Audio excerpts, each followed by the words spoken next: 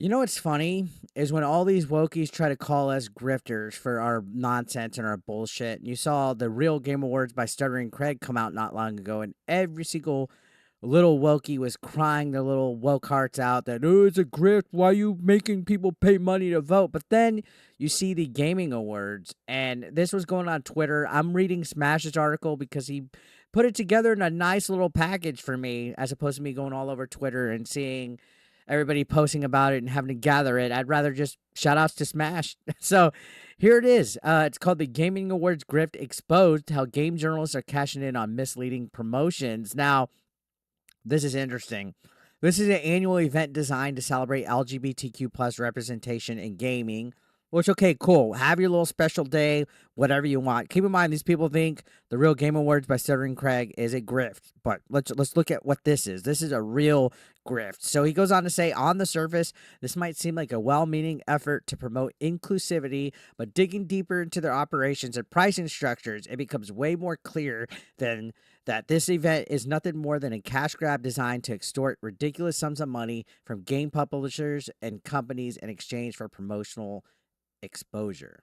And then he goes, you're shocked, right? I know. So here's the supporters right now. We got Humble Games, Zynga, Outmaking Games, QWERTY Games, and NYC Gamers, right? Now here's where the grift, the icing on the grift cake happens. So this is the price of promotion. It says, let's take a closer look at the absurd amounts that the Gaming Awards charge for sponsorship opportunities.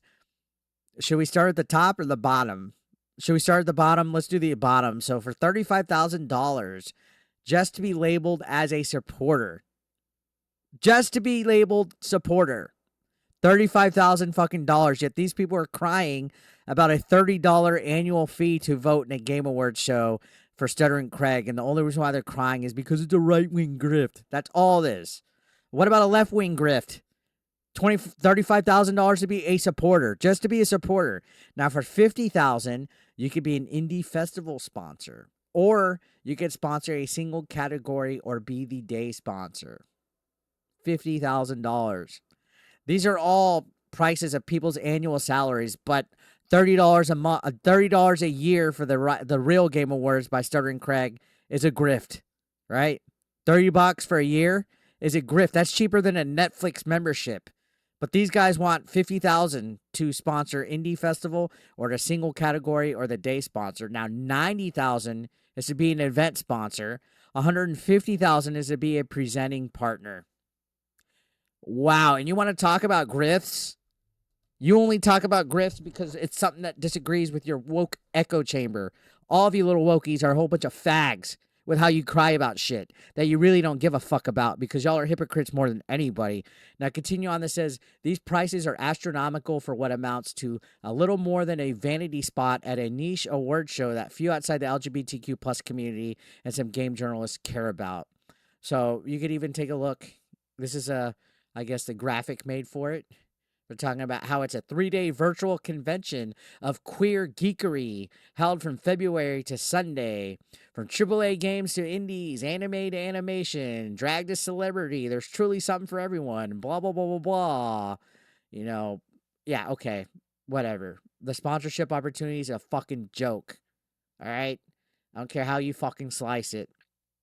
Now, continuing on, he says, compare this to the cost of sponsorships at more mainstream gaming events, and the overpricing becomes even more apparent. The Gaming Awards are exploiting companies' desires to appear inclusive and socially responsible, using representation as a weapon to pressure them into paying exorbitant fees. And that's right, because now you got to pander to a modern audience. Oh, look at us. We cater to LGBTQ. They all do it around Pride Month. They all change their little logos to rainbows and all this crap. It's all pandering, and this award show is clearly taking advantage of that. Because if you don't sponsor them, let's say they reach out to your company, you don't pay their price, you're a bigot. You're a homophobic. So they got them in their pocket, which is where they want them.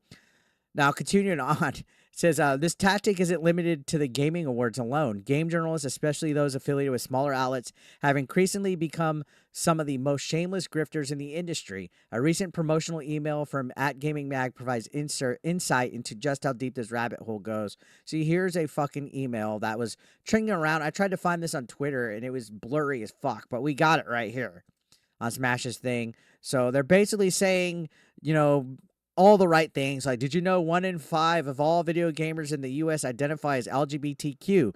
That's huge and is well above the accepted community average of 8%. We know that there's a similarly large number of LGBTQ gamers throughout the UK and Europe too. Also last year, $57 billion was spent in the US on video games. This means that the spending power of LGBTQ gamers is $11 billion in the US alone. I don't think their math is mathing here, but basically they're trying to hype it up like, hey, you know, we're reaching out. We need marketing. We're the world's only LGBTQ video game magazine, and we're the go-to resource for it, and you have to sponsor us. It'll be great for you guys. It's a perfect time to benefit from this increase in traffic and attention for over 2 months over DigiPride, which I guess is mid-May to mid-July for them, and a great way to activate authentically and at scale in the community of LGBTQs, right? So they're basically using the LGBTQ community to make money.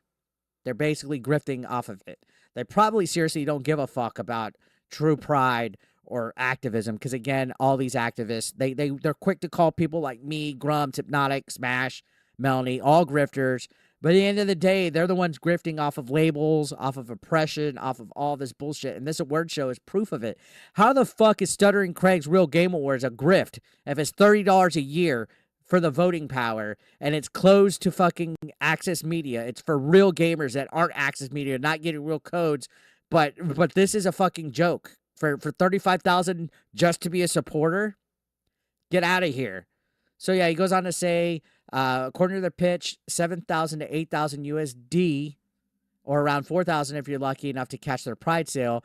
Game developers and publishers can get the following: regular banner advertising on their site, social media posts promoting their game, guaranteed impressions of 600,000 on social media, and featured spots on their podcast and stream. So if you're a video game developer, they're trying to entice you. Hey guys, you get all this, all that, right? We're giving you quid pro quo. We're giving you articles. We're giving you write-ups about it, featured marketing stuff and podcasts and streams. This is what Sweet Baby Inc. does. This is what Kotaku does. This is what Nick Calandra got exposed for at Second Wind. They all try to get all this whole like insider club to scratch each other's back, and if you don't pay, they're going to fucking betray you and try to black label you. So it says, what the kicker? The paid articles they offer. For a fee, they'll write and publish articles about your game. These articles are presented as if they're genuine editorial content, when in reality, they're nothing more than paid advertisements. That's a pretty deceptive practice if true. And they don't announce that. They will not say this was paid for or sponsored by the developer. This is a paid promotional advertisement. They're only writing positive coverage for you because you're paying for their shit. And it's a lack of transparency. And Smash says it right here.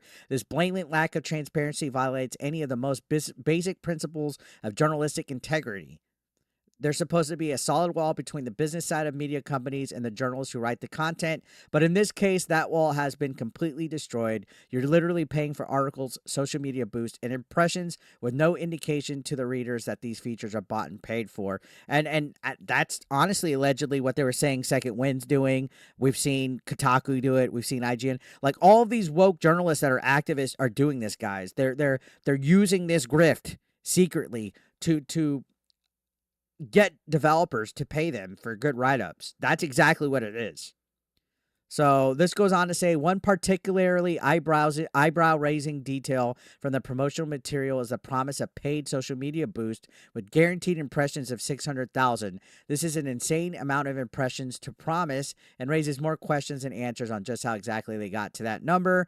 And it's especially curious coming from an account that struggles to get more than 5 likes on a post while having 17,000 followers. And then you can see how they're supposed to get 600,000 guaranteed, right? And then their Instagram only has 6,315 followers. I'm close to that. I'm like at 6,090 or something like that. Or somewhere in the 6,000s. So this is weird. And Smash goes on to also say he's seen it in other instances. This isn't an isolated case. We've been covering it, guys. There's many solicitations from smaller gaming outlets offering to write paid articles, often without any form of disclosure. They'll push a game in front of their audience for a fee, and since their readership is often unaware of the monetary exchange, these articles appear as genuine recommendations or reviews. So yeah, this is exactly, like he even mentions it right here, where Frost accused Nick Calandra of Second Wind of doing just this a few months ago. It's gross manipulation of both the readers and the developers, feeding into a cycle of deceit that undermines the credibility of gaming journalism as a whole. And yeah, it's honest. Like these companies, these journalists, all these consulting companies, even the Gayming Awards, they're all into it. They all are just for a buck, and they will only promote your game if you go with their agenda and pay them. And it's literally quid pro quo. It's literally a fucking problem that this gaming industry is suffering from a lot of vile, unhonest journalists. And, Smash hit the nail on the head on here. And it's obvious that there's a grift right here. It's obvious that there's a grift in here. So now, according to this, it says in a suspiciously convenient arrangement, IGN's parent company, Ziff Davis, acquired Humble Bundle, which just so happens to be a sponsor of the Gayming Awards. Meanwhile, IGN publishes pup pieces and glowing coverage about Gayming Awards show and even hosting their event at IGN's Summer Gaming, conveniently omitting any mention of their shared corporate ownership. So yeah, they're not disclosing that they're owned, that they're a part of the parent company, that they're owned, and it's weird. Going on, it says it's a clear conflict of interest that blurs the lines between genuine editorial content and their promotional material. It seems like a calculated move to bolster Humble's reputation while cashing in on sponsorship dollars without giving readers the full picture. And then you can see he's exposing other things, like it's suspected that IGN's Humble was also the anonymous donator to saving TakeThis.org when they were begging for $80,000 from the gaming community to keep the doors open. That they have a history of being partnered and sponsored by Humble Bundle over the years. And yeah, just calling it out. Calling it out, saying that this is a huge fucking grift. And that there's several events out there, guys, that are opportunistic about activism and stuff like this. They want to profit off of the whole idea of this wokeness out there. They want to be like, hey, you need to be part of the representation, part of the inclusion, part of this thing. And all along, it's all aroused. If you're sponsoring things like the Gayming Awards, you're just paying for something fake that's not really there. It's not real. There's no inclusivity here. There's no diversity. It's all backhand deals. And he says it right here. In reality, these companies are paying for an illusion, the illusion of representation, the illusion of authenticity, and the illusion of actual promotion, while it feels more like lining the pockets of their buddies in the industry. And that the Gayming Awards aren't about celebrating LGBTQ plus representation in gaming. They're about making money using the veil of inclusivity to get there, plain and simple, with the exorbitant, or I always mess up on that word, exorbitant sponsorship prices combined with the shady paid-for articles and social media boost from IGN, which reveal them for what they truly are, the ultimate grift. And that paid-for articles, the positive coverage, all that's the true grifts, all right? But me coming here, speaking my mind and get stuff that I don't like, they want to label that as a grift. They want to label Smash. They want to label the real Game Awards a grift. Even though it's just $30 a fucking month, you're seeing this bullshit. Get out of here. Honestly, they're all retarded. They're all retarded. So let me know your thoughts, guys, in the comment section down below. Subscribe if you're brand new. I'd love to hear what you guys have to say, and I'll see you on the next one. Thank you so much for watching. As always, take care.